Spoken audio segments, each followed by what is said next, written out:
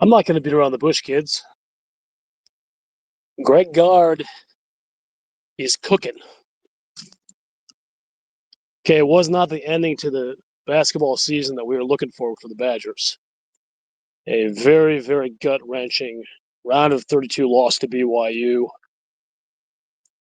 Team didn't get what it deserved. This was a team that deserved better. This was a Sweet 16 and more kind of team. And it was a very disappointing, very sudden end of the season. Well, I'd say in stark contrast to last year, it was a very different vibe. Yeah, that we were thinking last year, when it seemed like the sky was falling, when we lost AJ Storr, then we lost Chucky Hepburn, a few other guys, Gus Bus, and there was a little bit of a pause there before Greg Gard started bringing guys in, and it was a real all hands on deck for the Fire Guard Army a year ago.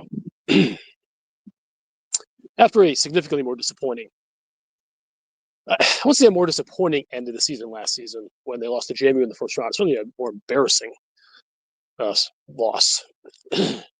But this year's different, guys. I think Greg Gard's got it figured out. And by the way, stepping back, Gard did fine the portal last year. I mean, all he got was a second-team All-American, All-Big Ten player in John Tanji. Xavier Amos, who got meaningful minutes, certainly more towards the end of the season, and is hopefully a big part of the Badgers program going forward. Didn't work out for Cameron Hunter. That's okay. These things happen. But if you reach into the grab bag of the portal and end up with a conference player of the year type guy, you have nailed it. Well, obviously we don't know how any of this is going to shake out, but the early transfer portal results for 2025-26 cycle have been very, very impressive thus far for Greg Gard. There's more to come.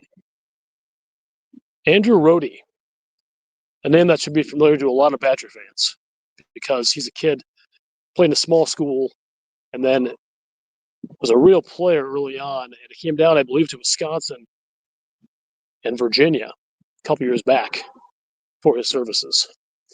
And Tony Bennett at that time was able to bring him to Charlottesville. And had kind of a rough first season, but was a real steady player. Shot 42% from three this past season. About 9.5 point a game scorer. Real good usage. Good guy. I mean, I labeled him kind of like it's a plug and play Max Klesmit. They're not the same player exactly, but what Klesmit did for the team, and or frankly, what some people say he didn't quite do for the team last season. I know he's playing through injuries, and it was such an important part of the squad. Hopefully, Rohde jumps in there and hits that. Austin Rapp. It's a cool stage name if this guy was an MC. Freshman, WCC Freshman of the Year. Power forward. Real modern big. Kind of in the vein of what we've been seeing with a lot of these new people. This is not Stephen Crowell. This is a three-point shooter. He's got some work to do in the weight room probably. I'm sure we'll get him in there. But this is a real inside-outside kind of guy. Probably not a big back-to-the-basket stuff in all likelihood. Some similarities, at least on the surface, to Nolan Winter.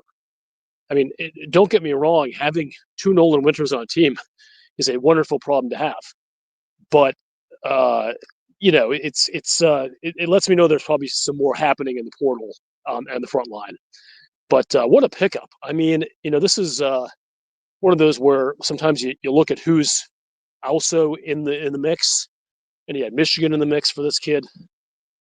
You had Oregon in the mix, and we've kind of been joking with some of these guys on Twitter that Phil Knight's losses in the stock market the last couple of days would have taken out of the bidding as Nike took a big hit. But yeah, it's because that's hilarious. But yeah, so those two guys have been landed thus far, two big gets, both 4-star transfer. John Tanji wasn't a 4-star transfer portal. So this isn't a perfect science, but I would say, generally speaking, you get guys with higher star ratings. It's generally better. It's all a lottery to some extent. But the third piece of what I think is going to be a 4-piece puzzle, Nick Boyd. He is a name that might be familiar to some of you. He's at San Diego State now. Was on one of those that Florida Atlantic team that made the Final Four a few years back. True point guard skills. It's a good shooter, not a great shooter, but a really solid, mid-30s kind of 3-point shooter. Knows how to dish the rock, can get to the basket. Exceptional getting the basket. Reminds me a little bit in some ways of Tyrese Hunter. Guy's been playing basketball for a while for a few different squads. But just a real it's a crown jewel is probably a little strong, but this would be another nice piece to this transfer portal class. Depending on who you listen to, there's very, very good buzz for this gentleman committing to Wisconsin. He's gotten, I think, 2, if not 3 now, crystal balls for Wisconsin. But until that commitment happens, we can't announce it. It'll probably happen right after I post this, which is fine. That's going to be a small price to pay for getting another quality player. But that's the point guard situation. Obviously losing the top 3 point guards on your team from last season opens up some minutes. Of course, Daniel Freitag has moved on into the portal. I'm not sure exactly how that conversation went with Greg Gard, but it was probably just a situation where Greg Gard was honest and said he was going to bring in a veteran point guard. And that went the way it went. So wish him the best, obviously. He seems like a great kid. I had him on the show last year. Just a, easy kid to root for. So, but anyway, so that's a third piece. And then I will submit that, and I don't have any names on this, but getting a Chris Vogt kind of dude, 10, 15 minutes a game, rebounder, good defender, tough, kind of guy you can play against Michigan or Illinois. Because the way this front line looks, even with Boyd coming in, and even with, Winter taking a step and gaining weight, and Amos, we're going to get pushed around next season if that's what we go in with. We'll score a lot of points and have great shooting and do all kinds of cool finesse stuff, but we need some elbow grease, some toughness in that lane. And I don't know who it's going to be, but I have to believe that for scholarship, if we do in fact get Boyd, that for scholarship is going to be a big with a little bit of heftiness to him. Very much hoping that. So anyway, the portal is wide open. A lot of work to do still. The first 2 Infinity Stones have been obtained and are in the glove now from Greg Gard. 2 outstanding commitments. A couple guys who are really, really sought after by other teams. Really like to see it. And if we can get Nick Boyd in the mix and get that big, we are cooking heading into summer. Because there's some real good players returning. I mean, obviously, before we get off here, we got kind of buried the lead here. John Blackwell has declared for the NBA draft with his eligibility being retained.